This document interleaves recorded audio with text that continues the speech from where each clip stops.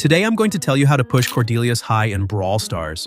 Cordelius is currently one of the best brawlers in the entire game. I'm going to tell you everything about him, and when I say everything, I mean everything. Enough talking. Enjoy! I'm going to start with the basics, and that is that Cordelius is the best in the game mode Solo Showdown. This is because he is simply made for this game mode. He does a lot of damage because of his star power, and with his super, you can easily get away or surprise opponents. This is the build you want to play for Cordelius. Many people play with different builds. The only thing I have doubts about is the gadget. I prefer to play with the gadget that an opponent cannot shoot back for 1 second.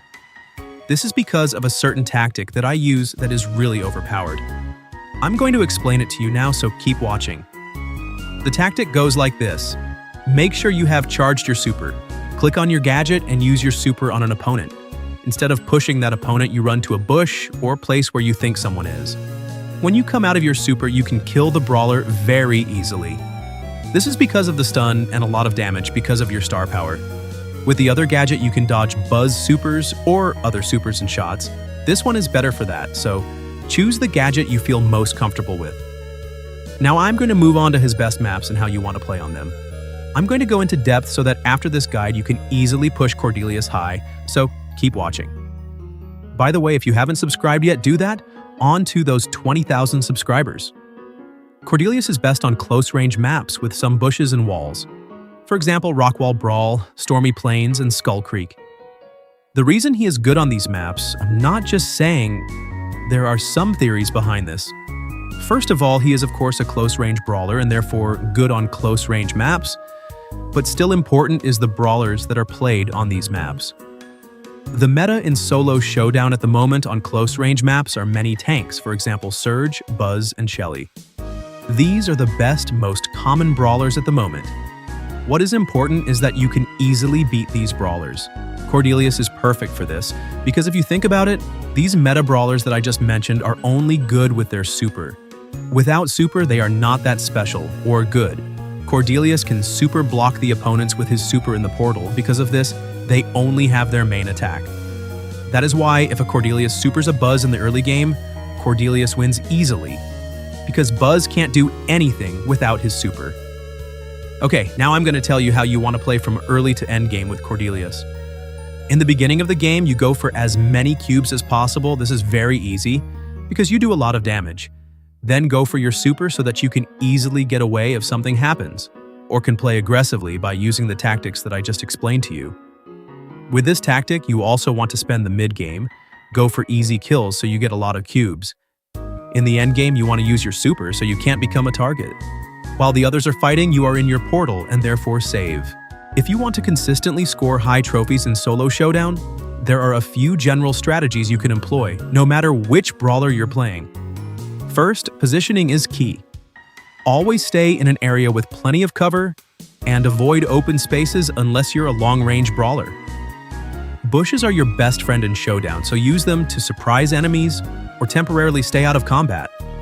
Be careful though, as experienced players will often check bushes with their attacks.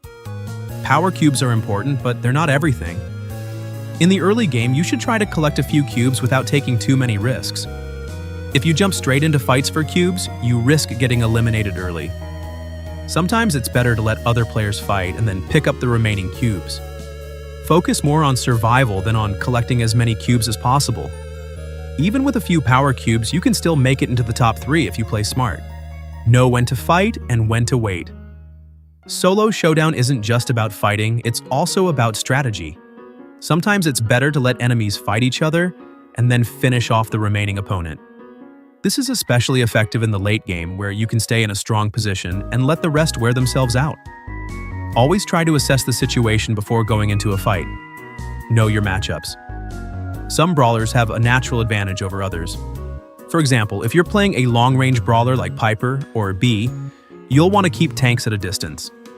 If you're playing a tank like Bull or Darryl, you'll want to wait for the right moment to attack. Know your opponent's weaknesses and use that to your advantage. Use your super at the right time.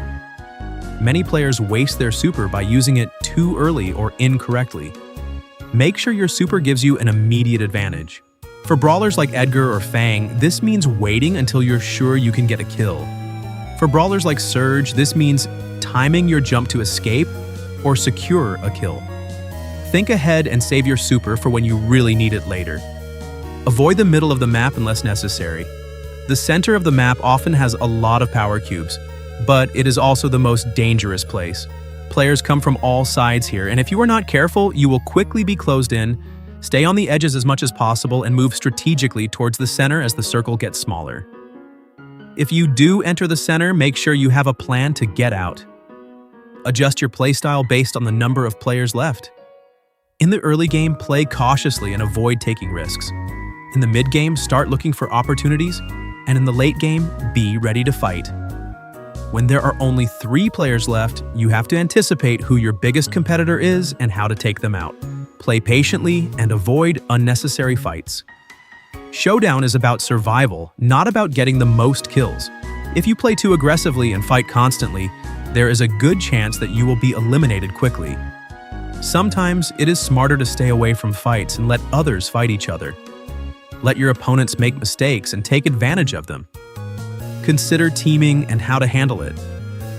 At higher trophies, you'll often encounter teams, especially if you're playing a ranged brawler or tank. If you see players teaming up, try to play them off against each other by using smart movement or pressure. Use the toxic fog to your advantage and force them into a fight. If you find yourself alone against a group, try not to go into open combat, but wait for an opportunity to steal a kill. By applying these general tips and adjusting your playstyle to the situation, you can consistently perform better in solo showdown and rack up high trophies. Patience, positioning, and smart decisions can make all the difference between winning and getting eliminated early.